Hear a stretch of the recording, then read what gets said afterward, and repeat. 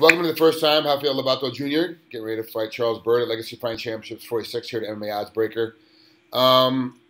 Very storied jiu-jitsu career, very storied jiu-jitsu family in Oklahoma. I actually knew when you were 13, we were talking about a second ago. Like you saw me compete in a jiu-jitsu tournament when you were 13, which was 20 years ago. Mm-hmm. So you could have not gone to MMA. I mean, you're 32. You could have done anything else. You could have just stuck with the jiu-jitsu game. You could have done, really could have done anything, you know. How come now are you jumping into MMA? And why did you wait so long to do it? Well, jiu-jitsu is my first love for sure. That's my passion. And, I really devoted my whole life to that. But, I grew up training all styles of martial arts. Martial arts has been in my blood.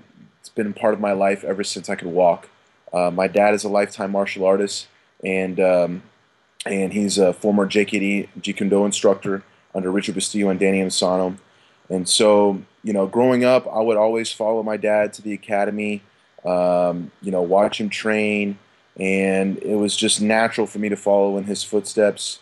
He used to hold mitts and pads for me when I was like, 3 years old, 4 years old. We have video of that. And so, I grew up doing martial arts, and the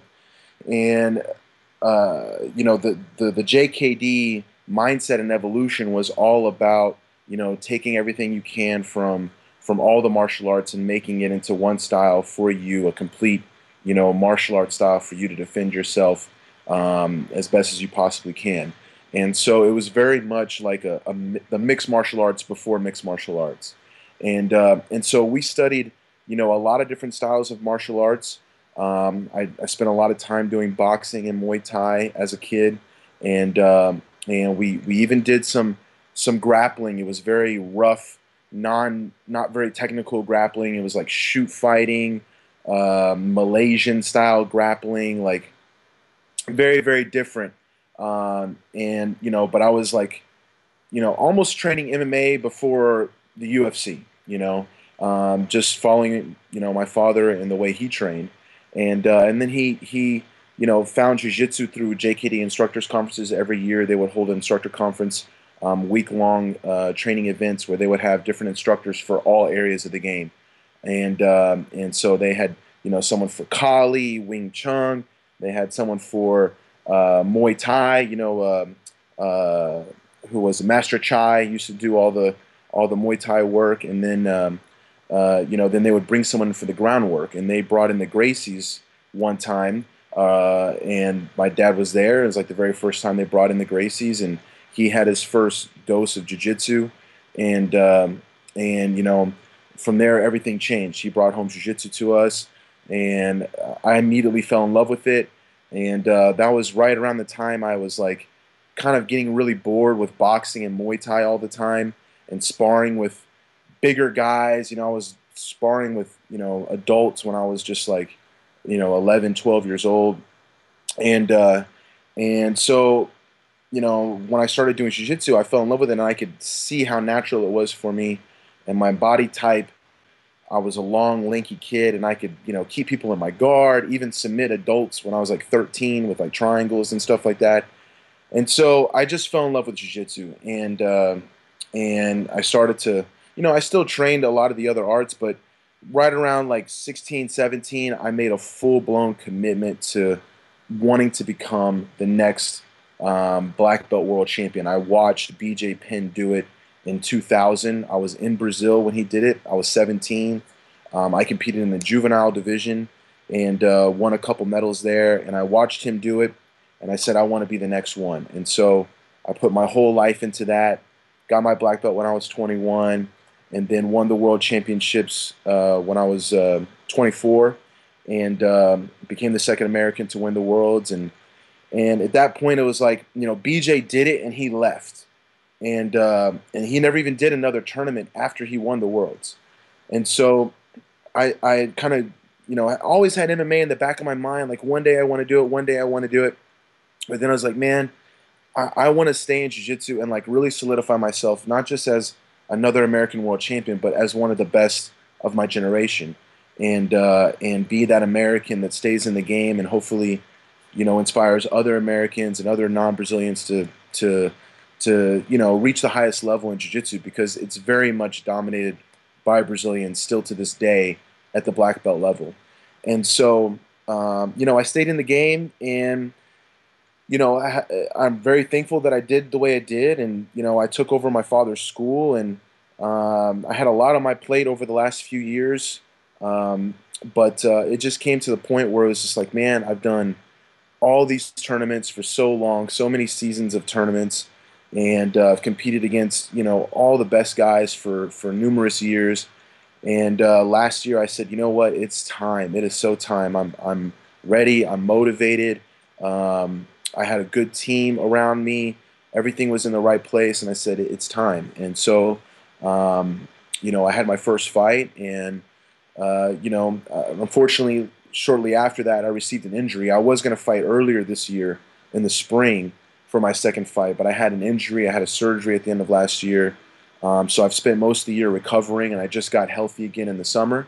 And so it all worked out great for me to fight now at the end of the year. I'm feeling great. And, for me, it's just like, it's the challenge. I want to, my whole mindset is that of a martial artist. So I want to show that I'm a complete martial artist. I'm not just a jiu-jitsu guy. And it's, about seeing what I'm capable of, developing my skills, and tapping into what I've really trained for my whole life. I didn't just, put a gi on and start training for sport jiu-jitsu tournaments. When I first started learning jiu-jitsu, it was all about, learning jiu-jitsu for self-defense and for combat.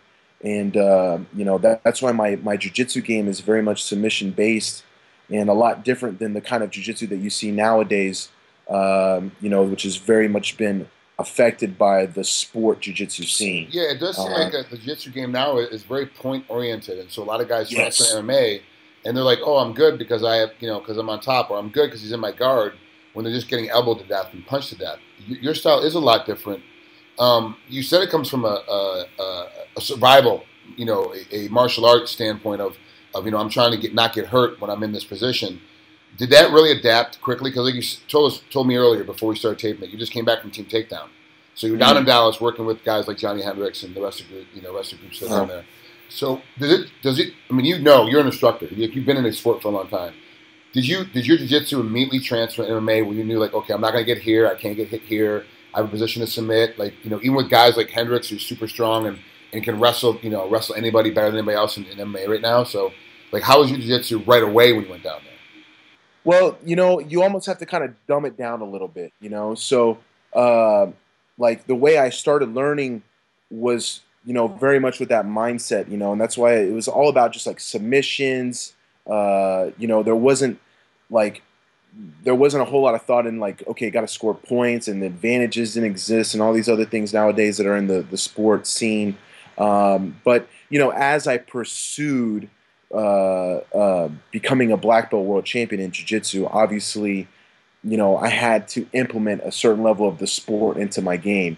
But I've always tried to stay true to the foundation of it, of being that I'm going to try to finish you every chance that I can. And so I'm very comfortable on bottom and on top, finishing in all positions. And I've developed a very well-rounded game. And no-gi, I've competed a lot of no-gi. And that's some areas that, like, a lot of guys that are good in the gi can struggle without the gi, without the grips. And for me, it kind of became even more natural, because a lot of the times when I have problems is when people hold me and can kind of slow me down. And so, in a lot of ways, I have actually more titles in no gi than what I do without the gi.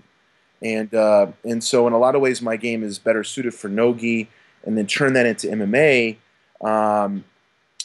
It obviously there's some things that I just won't mess with and won't try to do, but it's translated very well. And like I said, I was doing MMA style training when I was a teenager, really, like, when the UFC was just beginning. We were putting on little gloves. In fact, you remember the movie Enter the Dragon, when Bruce Lee had the finger gloves, those big finger gloves? It was like the very first time you'd even see MMA gloves, And he had that little fight scene in the very beginning of the movie. He did like a crucifix and like a kind of an arm bar and some stuff. And my dad used to have those same exact style gloves. And we were training like that, you know, with like punches and kicks to takedowns to ground stuff, you know, way back in the day. And so my father was very much ahead of his time. He's an incredible martial artist, and he just kind of instilled all that inside of me. And, you know, obviously the one thing I'm lacking is experience. I don't have a lot of fights, and that's the, you know, that's my biggest flaw, I guess. But as far as the game goes, I've been a student of MMA, you know, ever since I was a kid. So to go back for a second for the folks at home that don't realize that you mentioned one of your dad's instructors, Dan Santo. For those who don't know, Dan Santo is Bruce Lee's #1 student. And there's always been this battle of within the JKD schools. We have two, Linda Lee, who's Bruce's wife, and Dan Santo, like which one got the lineage, you know, for it. But that's where Rafael's father trained, was only Dan. So Dan and Richard Bastillo. He spent more time with Richard, but he mixed it up with both, and they very much the same. Your dad was with Dan. Wasn't Dan in the middle of really, you know, trying to make he was on a seminar circuit, so he was gone a lot during that time too. He was traveling the world doing seminars for JKD because it was so popular. It was the original Jiu-Jitsu, where everybody wanted to get a Gracie in for a seminar. They wanted to bring Dan Santo in for a seminar. So he's on the road a lot during that time. But man, what a lineage. I mean, really, your family's been around. I knew about your family, like obviously going to OU and hearing about your family while I was there. Then I moved from Norman. I go right to LA, and the first place I trained is the Santo Academy. And the first thing Dan talks to me about is you and your family. Like, it's the first thing he talks to me about when I walk in. I'm like, this is crazy. Like, I just moved here. Like, I've been in town for like maybe 3-4 days, and I'm at the you know the world famous Santo Academy training. And there was the first place you go to where it was a traditional martial art in JKD, but they had the Machado Jiu-Jitsu in there as well. And obviously the Machados are Gracie's cousins.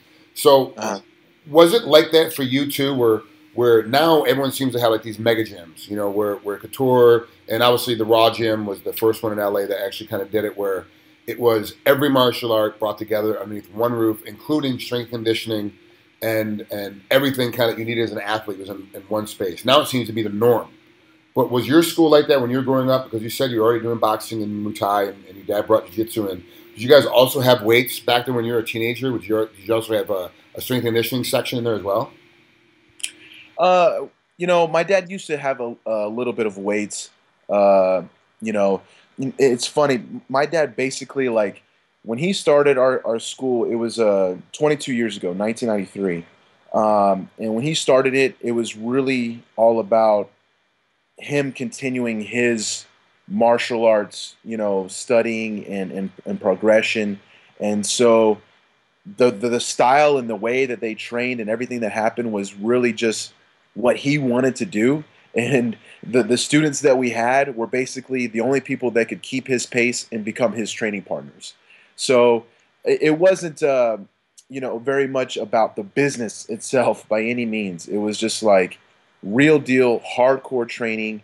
You know, there was several years where, I mean, we were definitely under 50 students. You know, it was like 30 core guys who were all tough as nails, and basically, you know, MMA fighters before MMA. You know, like when it was very much under an underground scene, and you know, everyone trained everything because the mindset of my father was, you have to be able to protect yourself in all scenarios. And so he understood the philosophy of the different ranges, you know, and going from kicking range to punching range to trapping range was what, you know, we referred to it then, when you could elbow and kind of work the clinch and the takedowns into the grappling range. And so everyone trained everything. We even trained a lot of weapons. You know, we trained Kali, screaming with stick fighting, knives. He would do a lot of real-life scenario training where they would wear regular clothes. They would create barriers that were supposed to represent cars or a fence or a wall, you know, different things that you would hit. You know, they would even train with the lights out sometimes, you know, to represent a darkness, or even with a strobe light to represent a club. You know, I mean, he thought of it all.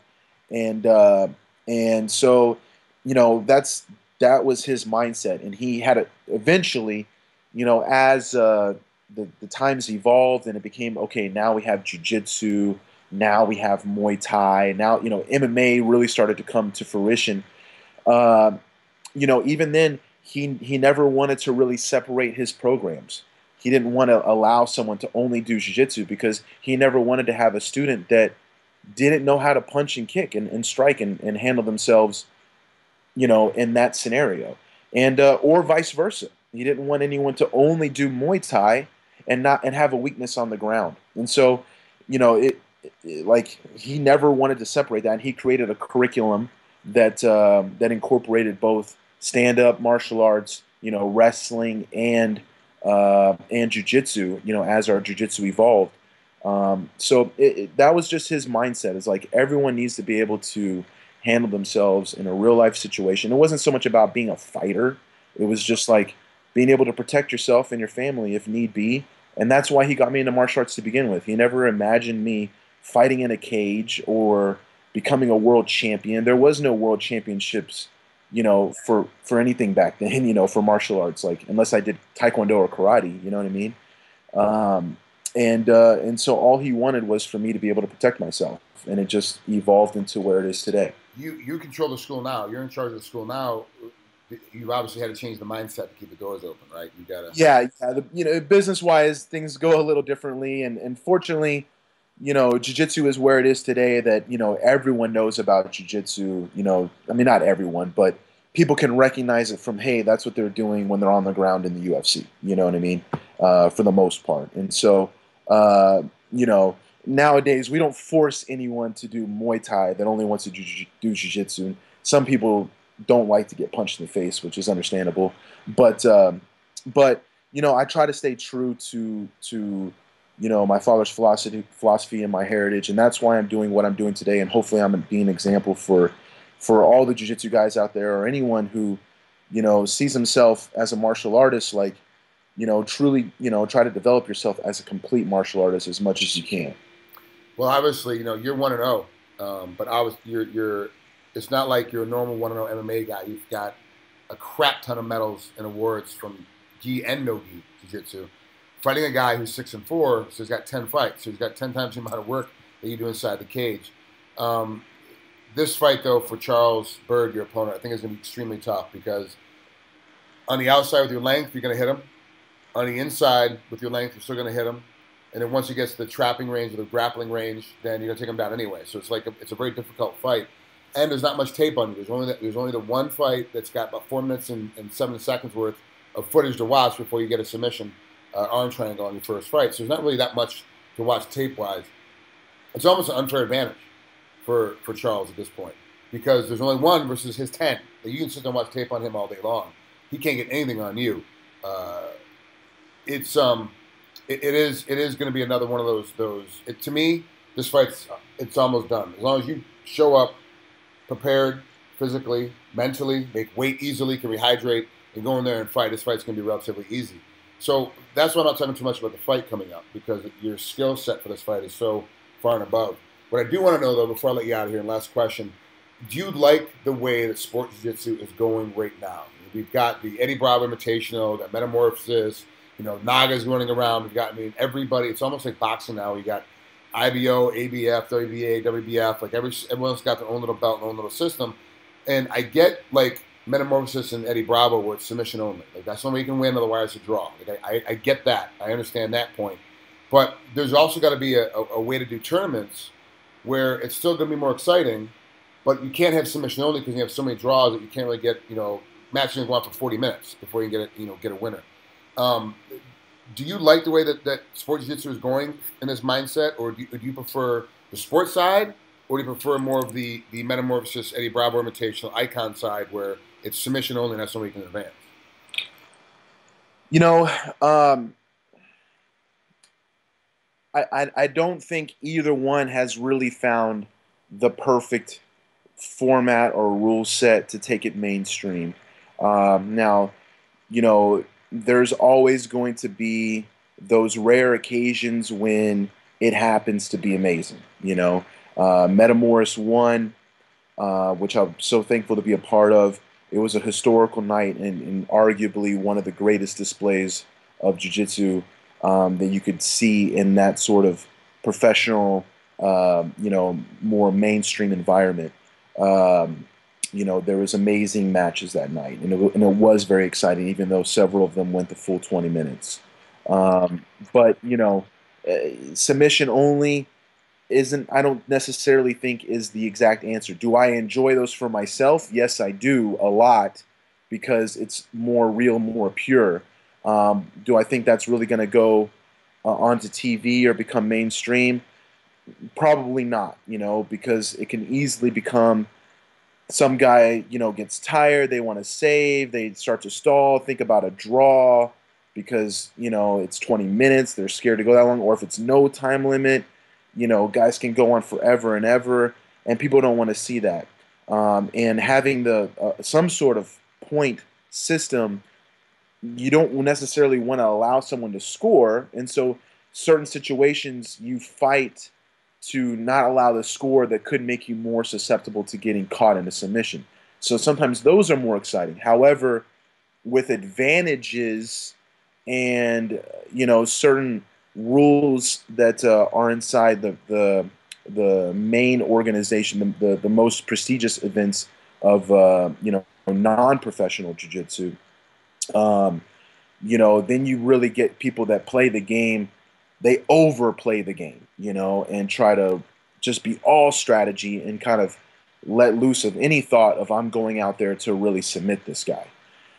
So it's kind of lost. Honestly, the best event that I ever competed in, that I thought like really pushed the action, and was super exciting and a lot of fun to compete in, was Hickson Gracie's Budo Challenge in 2005. In that event, it was really crazy because, first off, there was no scoreboard, so you never knew what the score was. And there were rounds. It was 4-minute rounds, 2 4-minute rounds, or 2 with a possible over. I don't know. For sure, there was 2 4-minute rounds.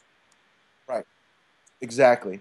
And what he said was, if you held the same grip for longer than 10 seconds, you're going to get a negative. And if you pulled guard, you got a negative. And so it was basically, you went balls to the wall for 4 minutes. You knew you would have a break. And it was just like, if you pull guard, you're working, you're going crazy. You never knew what the score was because there was no scoreboard. So you really didn't have any idea. It's just like, go, go, go, go. I'm going to try to get the sub. I'm going to try to do everything I can to improve position at all times. I can never hold on because who knows if I'm going to get a negative. And it just really pushed the pace. It was very exciting, and there was tons of submissions that night. And there was also a submission bonus as well, which a lot of the other events do as well. But the Not in 2005. 2005, he was like one of the Hickson Budo Champ was like the first one that did submission. Like before that, it was nowadays. Yeah, the other common. Guys doing that, but it was really crazy. It was like you didn't know what was happening, and and you basically just went for it, and it really pushed the action. And it was a good blend of putting the emphasis on submission, but also having some sort of points involved in it. So. I think there has to be a blend. And this, that's part of the reason why I'm doing what I'm doing today, doing MMA. I'm still always going to do jiu-jitsu. Like I said, that's my first passion. I'll never fully leave it, but I like, hey, when that cage door is locked, your destiny is a lot more in your own hands, than any other way. It's do or die. And whereas with the rules of jiu-jitsu, sometimes it's just like, man, I don't know what happened there, but he got his hand raised and I did it. You know what I mean? And so, going back to what you said about Charles, he's definitely a tough opponent, and I don't think it's going to be a walk in the park by any means. I do have a length advantage, but he's the fact that he's short is going to pose its own set of threats. He's got big legs. He does have a wrestling background, so his base is going to be good. I'm going to have to watch out for his overhand right coming in. He has good power in his hands. So I've trained to be prepared for the worst. I'm ready to go 3 hard battle rounds with him if I need to. You know, like I said, there is no taking anyone lightly for me right now because I'm totally out of my comfort zone. You know, I'm going to bed every night dreaming about how I have a fight, you know what I mean? And I'm not used to that. So it's pushing me to train harder than what I've trained for jiu-jitsu in a while. Like, it's just giving me a different vibe, and I'm super pumped up, and I'm ready to put on a show. Thanks so much for coming on here and spending some time. I know you just got back from Team Takedown. It's about a 3-hour drive getting back, and so it's a bit of a long day for you, having to get up and train early and then drive back right after you get out of the shower. Hey, it's my pleasure, man. I'm honored that you considered to do an interview with me. It's great to talk to you. UFC Hall of Famer, been watching for a long time, man. Yeah, it's great to catch up after 20 years. I mean, it's been like, you know, it's been last time I saw you like 15. I mean, it's just. Yeah. And you scared the crap out of me back then. You were like so big, and oh man, I was just a little kid. I remember watching you wrestle. I think you had some, I don't know, some tough matches that day. I remember you going with. I think you went against one of our guys at that time, Joel Walker, who I thought was just like a super strong guy, and you kind of threw him around a little bit. It was, yeah. Now here you are. and now you're bigger than me. So, see how it worked out? It all came around. You know. Thanks so much, man. Have fun. Have fun on October 2nd. It's gonna be a good fight. Legacy Fighting Championships 46 can be seen on Access TV. You definitely need to check this fight out against Chris Byrd. Talk to you soon, man. Have a great rest of your training camp. We'll talk to you later. Thanks, Frank. Take care.